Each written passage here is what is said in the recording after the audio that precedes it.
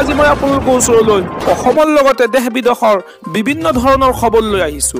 খবৰকেইটা খুবেই গুৰুত্বপূৰ্ণ, গতিকে ভিডিঅ'টো অলপো স্কিপ নকৰাকৈ শেষলৈ চাই যাব। নিতৌ এনে ধৰণৰ খবৰ পাই থাকিবলৈ আমাৰ চেনেলটো ছাবস্ক্ৰাইব কৰি ৰাখিব আৰু এটা কৰি লাইক কৰি আমাক উৎসাহিত কৰিব। আহক এতিয়া আমি ভিডিঅ'টো আৰম্ভ কৰোঁ। এটা big breaking news, crore crore মানুহৰ বাবে জৰুৰী খবৰ। SBI লৈ আহিছে বৃহৎ অফাৰ। হয় দৰ্শকসকল, দেশৰ কোটি কোটি মানুহৰ বাবে জৰুৰী খবৰ লৈ আহিছে SBI। ষ্টেট বেংক অফ ইণ্ডিয়াই লৈ আহিছে এই খবৰ।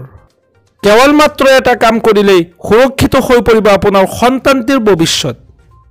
SBIৰ জৰিয়তে এই কামটো কৰিলে আপোনাৰ কন্যা সন্তানে লাভ কৰিব 15 লাখ টকা। মাত্ৰ কেইটামান টকা বিনিয়োগ কৰি আপুনি লাভ কৰিব বৃহৎ পৰিমাণৰ ধন। বেটি বাচাও বেটি পঢ়াও আঁচনিৰ অধীনত আৰম্ভ কৰা হৈছে সুকন্যা সমৃদ্ধি আঁচনি। ক্ষুদ্ৰ সঞ্চয় আঁচনিৰ সৰ্বশ্ৰেষ্ঠ সুদৰ হাৰ প্ৰদান কৰিব এই আঁচনিয়ে। 7.6% হাৰত সুদ প্ৰদান কৰা হয় এই আঁচনিত। মাহেকত 3000 টকা বিনিয়োগ কৰিলে 14 বছৰৰ পাছত লাভ কৰিব 9,11,574 টকা। এই আঁচনিৰ অধীনত মিচুৰিটিৰ সময়ত লাভ কৰিব 15,22,221 টকা। আৰু লগতে 8 বছৰ হ'লে আপুনি এই আঁচনিৰ পৰা উলিয়াব পাৰিব 50% ধন ৰাহি। ন্যূনতম 250 টকা বিনিয়োগেৰে এই একাউণ্ট খুলিব পাৰিব। এই আঁচনিৰ সবিশেষ তথ্য জানিবলৈ আপোনাৰ ওচৰৰ SBI শাখাত যোগাযোগ কৰিব পাৰে, অথবা অনলাইনতো এই আঁচনিৰ বাবে কৰিব পাৰিব আবেদন। অনলাইনৰ আবেদনৰ বাবে প্ৰথমতে লগইন কৰক online.sbi.com। আনহাতে ডাকঘৰৰ জৰিয়তেও এই আঁচনিৰ সুবিধা লাভ কৰিব পাৰিব। আজি মই পৰৱৰ্তী খবৰটো এটা গুৰুত্বপূৰ্ণ খবৰ, এটা বিগ ব্ৰেকিং নিউজ। ৰাজ্যৰ বিহু সমিতিসমূহলৈ ভাল খবৰ দিলে চৰকাৰে। এতিয়াৰে পৰা বিহু উদযাপনৰ বাবে চৰকাৰে দিব ধন। অসমৰ প্ৰতিখন বিহু সমিতিক দিব 1,50,000 টকা। অসমৰ সংস্কৃতিৰ সুৰক্ষা তথা প্ৰসাৰৰ বাবে চৰকাৰৰ এই পদক্ষেপ সামাজিক মাধ্যম যোগে ঘোষণা কৰিলে মুখ্যমন্ত্ৰী ডক্টৰ হিমন্ত বিশ্ব শৰ্মাই। আজি মই পৰৱৰ্তী খবৰটো এটা গুৰুত্বপূৰ্ণ খবৰ, এটা বিগ ব্ৰেকিং নিউজ। চৰকাৰে দিব 50,000 টকা, আজিয়েই কৰক আবেদন। হয় দৰ্শকসকল, চৰকাৰৰ পৰা আপুনি লাভ কৰিব 50,000 টকা। বিনা গেৰাণ্টিত আপোনাৰ একাউণ্টত এই ধন প্ৰেৰণ কৰিব চৰকাৰে। কেন্দ্ৰীয় চৰকাৰে হাতত লৈছে এক অভিলাষী আঁচনি। পদপথৰ বিক্ৰেতালৈ জৰুৰী খবৰ দিলে চৰকাৰে।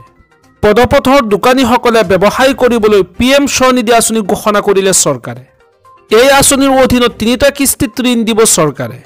পদপথৰ ব্যৱসায়ীসকলে এই আঁচনিৰ অধীনত প্ৰথমে 20,000 টকা, তাৰ পাছত ল'ব পাৰিব 50,000 টকাৰ ঋণ। আৰু লগতে সময়মতে ঋণ পৰিশোধ কৰিলে চৰকাৰে দিব ৰাজসাহায্য। এই আঁচনিৰ বাবে আবেদন কৰিবলৈ মোবাইলৰ সৈতে লিংক কৰিব লাগিব আধাৰ নম্বৰ আৰু লগইন কৰিব লাগিব pmswanidhi.mohua.org.in। আবেদন কৰিবলৈ আপোনাৰ লগত থাকিব লাগিব KYC।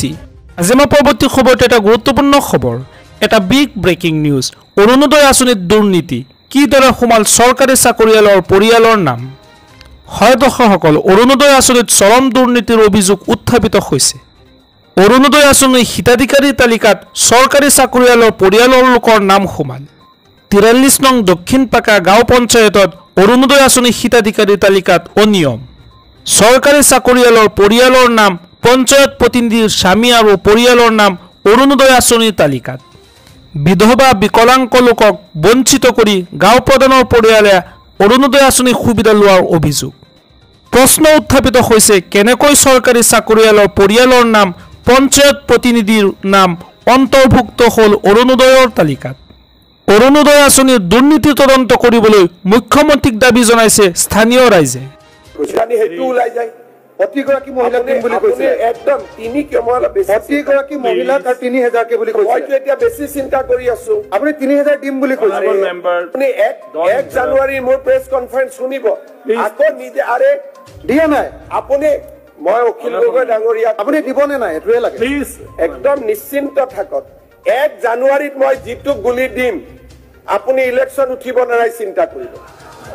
কিজানি বেছি হৈ যায় না, 3,000 কে দিয়ক সকলোকে। আপোনাৰ এসুৰেন্স আছিলে 3,000 কে দিম বুলি, কিজানি 3,100 হৈ যায়। সেইকাৰণে সকলো মহিলাকে দিব প্লিজ। অৰুণোদয় সকলোকে দি দিয়ক। সকলোকে নিদিওঁ, এতিয়া 50% মানুহ হৈছে। সকলোকে সকলোকে যোনে চলিব পাৰে তাক কিয় দিম মোৰ পৰিবাৰক কিয় দিম আপোনাৰ পৰিবাৰক কিয় দিম সকলোকে কিয় দিম সেইকাৰণে চাকৰি থকা মানুহক নালাগে বাকী চবকে প্ৰত্যেকটো কথাই অৰুণোদয়ৰ পৰা 1 লাখ চাকৰিলৈ